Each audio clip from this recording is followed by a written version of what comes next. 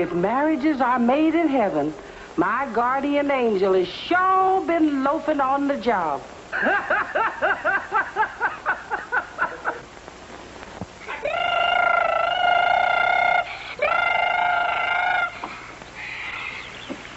You know, Perry, I think it's going to work all right. She sure gives a performance. Donnie, you come and get your breakfast. You can do your 500 laps afterwards. Hello there, Donnie boy. Oh, hi, Bill. Help me get out of here. I'm stuck. Oh, that's easy, boy. Let's try.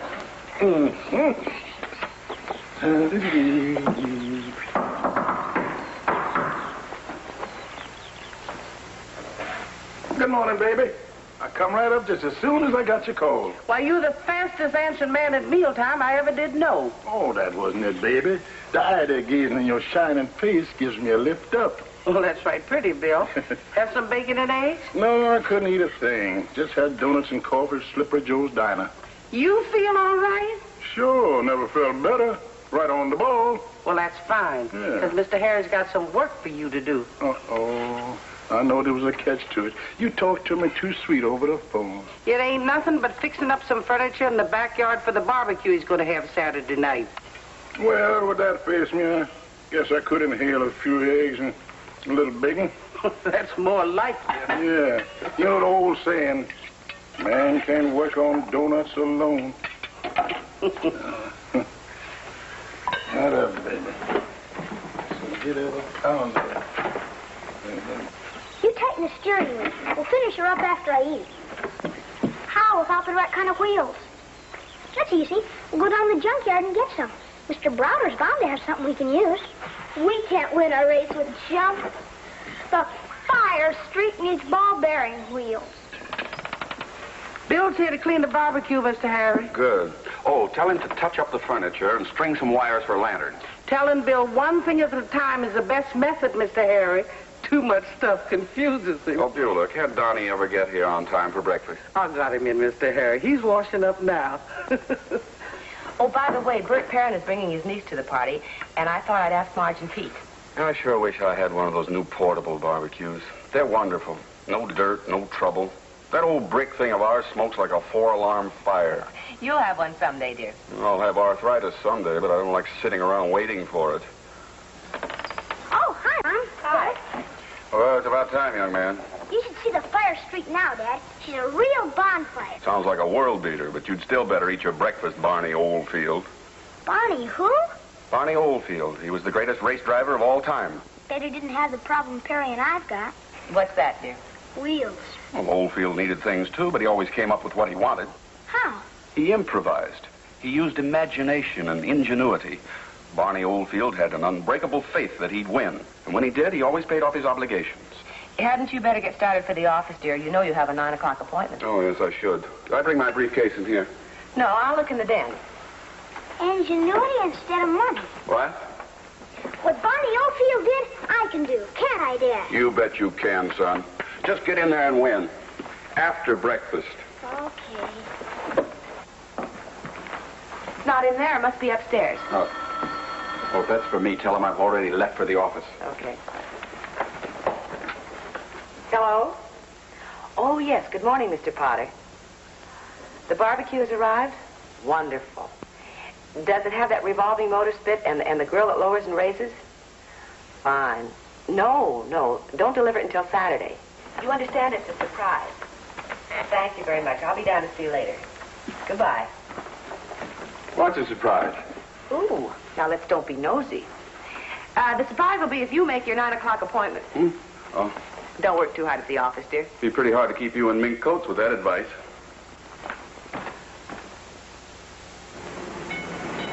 Boy, if we had those wheels, we'd really be in shape. That is, if they were red instead of green. Maybe they have a red one inside.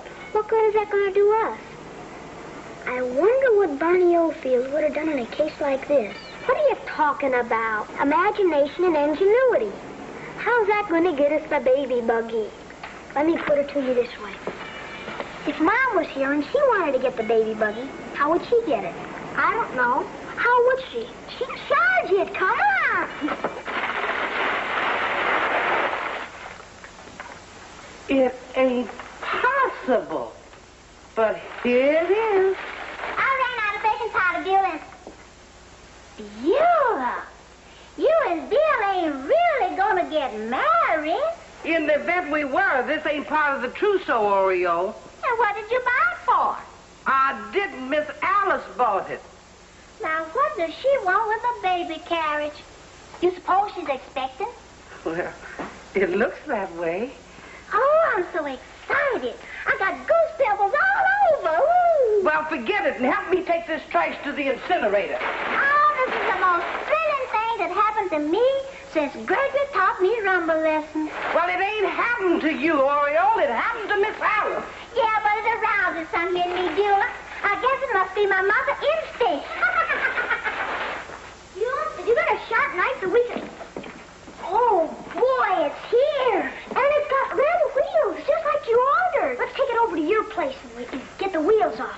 If we can get them on by this afternoon, we can try it out on 36th Street Hill. We can if we hurry. Come on.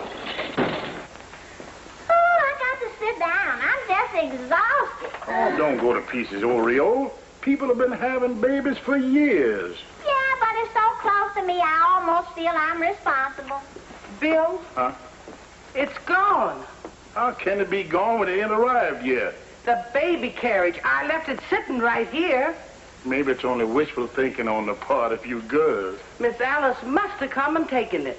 Why, of course, Beulah. I'd just like to see her face when she finds out that Finds out about what? that she's going to have a baby, silly. Oreo, is there anything you know something about? Well, let me see now. Must be something. Oh, baby, I'm going to build Miss Alice the finest lid in town. I bet you Miss Alice hid that baby carriage to keep Mr. Harry from seeing it. Why? The papa's got to know about it sometime, ain't he? Yeah, but sometimes they try to keep it a secret as long as possible. Women are funny that way. Yeah, women are funny, all right. Bill. Huh? You got to promise me you won't tell Mr. Harry, Donnie, or no one else. Okay, baby, I won't say nothing to nobody. And we'll let on like we don't know nothing about it. That's right. We let out and we won't say nothing to nobody about it at all. But what about Miss Public Address System of 1952? Oh, don't worry about me. I'll be as dumb as an oyster. Oh, you that already, but just keep your big mouth shut. Well, I promise and I'll cross my heart. Oreo, Huh? your heart's on the other side. You're crossing your liver. Oh! We'll be back with Beulah in just a minute.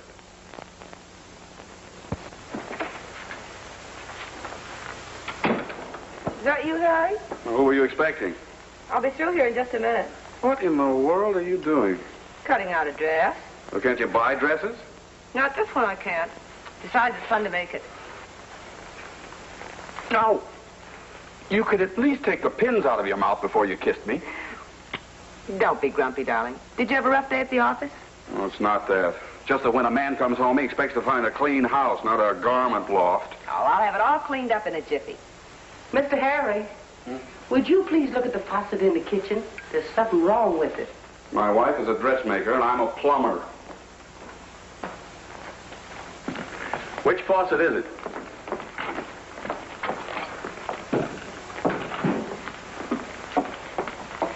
It ain't the faucet, Mr. Harry. It's Miss Alice. Miss Alice. What's she got to do with it? Well, she's got a secret, but I think you ought to know. You mean the whole plumbing system's gone out? That dress she's cutting out. Didn't you hear what she said? Yeah, I suppose so. What was it? Well, she said you couldn't get a model like that in town. Well, I got that. Well, it's a maternity dress, Mr. Harry. Who in blazes is she making that for? She's making it for herself. What? The man came here from Potter's this morning with a baby carriage. She hid it so you wouldn't know nothing about it. Beulah, are you sure? Yes, sir. I unpacked it. Well, this is wonderful. It sure is. Well, that must be the surprise she was talking about this morning on the phone. She must have called Dr. Garrett. I heard her tell him that she'd see him in a little while. Oh, you got to treat her very tenderly now, Mr. Harry. Yes, I have. Oh, just think of it, Beulah. Donnie's going to have a little brother, or maybe a little sister. And you got to give her everything she wants and treat her mighty sweet. I remember when we were expecting Donnie. She always wanted strawberries. You remember, Beulah? I sure do. I'm going downtown and get her some right now. There ain't no strawberries in the grocery store at this time of the year, Mr. Harry. Well, then I'll send to Chicago. If the mother of my child wants strawberries, she's going to have strawberries. Oh, never mind picking up those things, darling. Beulah can do it later on. You sit over here and rest until dinner. I don't want to rest until dinner. And besides, you said you wanted it picked up. Well, I've changed my mind. I like it this way. You can cut cloth all over the house if you want to. Harry, did you have a drink out in the kitchen? No, but I could use one. I've got to run downtown, darling. Something important that I forgot. Don't wait dinner for me. Harry, what's the matter with you? What did you forget? An appointment. I forgot all about it. And remember, darling, I love you more than anything else in the world. Hanging up the lanterns for the old barbecue. Anything else you want me to hang up, Mr. Harry? A little boy with Donnie's smile or a girl with blonde curls. Huh? Oh, hello, Bill. How's it coming? If you're expecting to use these lanterns from the last barbecue, they got holes by them, except those 3 that won't work. Well, I'll get some with the strawberries. You can't light strawberries, Mr. Harry. You gotta have candles. Bill, can you keep a secret? Well, I've already got one. You don't want to add another to it. Bill, I'm going to have a baby. You too? Donnie's going to have a little playmate. I should have known there'd be a leak with Oriole. Oriole? What's Oriole got to do with it? It was supposed to be a surprise, Mr. Harris. How did you find out? Well, Beulah told me. How did you find out? From the same information booth. I've got a surprise plan for Miss Alice. You want to know what I'm going to do? What's that, Mr. Harris? I'm going to redecorate the guest room, make it into a nursery. Oh, that'll be fine. Little animals all over the wallpaper. Kids like that. We can do it while Miss Alice is in the hospital. Say, they got some wallpaper down in Crimmins with pink elephants on it. That sounds wonderful. Oh, let me congratulate Mr. Harris. Many happy returns of the day. Thanks, Bill. Here, have a cigar. Thanks. 25 cents. Sometime soon, I hope to be congratulating you and Beulah. I don't order no wallpaper for us just yet, Mr. Harris.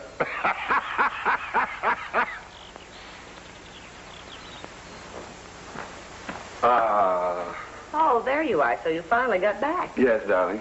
Knitting little things, I see. Little this and that. I'm knitting a sweater for Donnie. He tore his falling out of a tree. Oh? Where have you been till 9:30? Well, my errand in town took a little longer than I thought it would. Where is Donnie? Oh, he packed off to bed early. Tomorrow's the day of the big race, you know. Did you have any dinner? Yes, I had a bite at the hotel. Are you quite comfortable, darling? Quite comfortable. Oh, don't get up. Don't exert yourself. Well, it would hardly be exerting myself to get a ball of yarn from the chair. Oh, well, I'll get it for you. Thank Here. you. Oh, let me put this behind your back. I don't want it behind my back. It pushes me forward. No, we mustn't sit with no back support. There, that'll brace you. Now, doesn't that feel better? No. I wish you'd read or something and stop fussing over me. Oh, you're worth fussing over. Here, put your footsies up. You weren't this solicitous when I was having Donnie. Oh, well, as a man grows older, he understands what a woman goes through. Well, don't you think it's a little late to do anything about that now? It's never too late. Harry, what were you doing in town until 9:30? Oh, as you know, I'm sort of celebrating. Well, I hardly think the small party we're giving tomorrow is worth celebrating. Well, I wasn't celebrating the party. I was celebrating what goes with it. Harry, you found out. I think that's mean and underhanded. Look here, Miss Alice, what Mr. Harry got you. Strawberries. Strawberries at this time of the year? Yes'm. Harry, you're out of your mind. They must have cost a fortune. Oh, what's money? If you can surprise me, I can surprise you. Oh, yes, I did have a little surprise for Mr. Harry Beulah, but he found out about it. Yes'm, you sort of surprised us, too. I suppose Mr. Potter told you about it. Mr. Potter? How does he know? Well, after all, darling, I could hardly have done it without his knowledge. I got to go see about Donnie. Darling, are you sure you're feeling all right? I mean, if you don't feel up to the party tomorrow, I can call it off. Call it off? Well, what for? Well, you know how it is. I mean, I don't know all the details, but when are you expecting it? Oh, well, don't worry about that, darling. It will be delivered on time.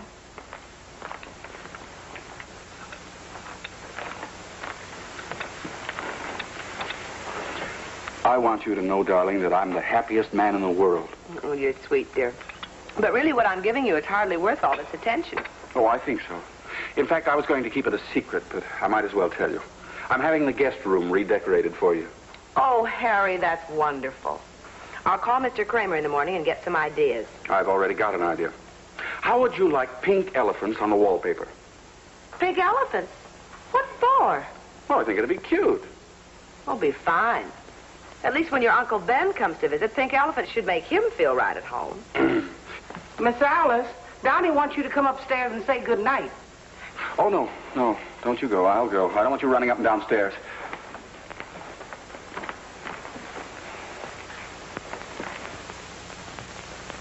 Beulah, can you come here a minute? Yes, ma'am. So you were the one who found out about the surprise. Yes, ma'am. And you told Mr. Harry about it. Yes, ma'am. Well, he was so jittery and nervous, I thought it would cheer him up. He got to know it sometime. Yes, I guess so. But I did want to save it as a surprise for the barbecue party. Why, he might faint out there before all them people. Faint? Oh, he been waiting for this so long, Miss Alice, and I'm just as happy as he is. You know, it's just one more thing for you to take care of. And I'm going to love that, Miss Alice. They're sending some new polish for its legs. We can rub the rest down with steel wool. That must be a new technique. Can you imagine? Harry wants to keep it up in the guest room. He's got some silly idea about papering the walls with pink elephants. That sounds real cute to me. Well, it doesn't to me. We'll keep it in the garage, and we can bring it out when he wants to play with it.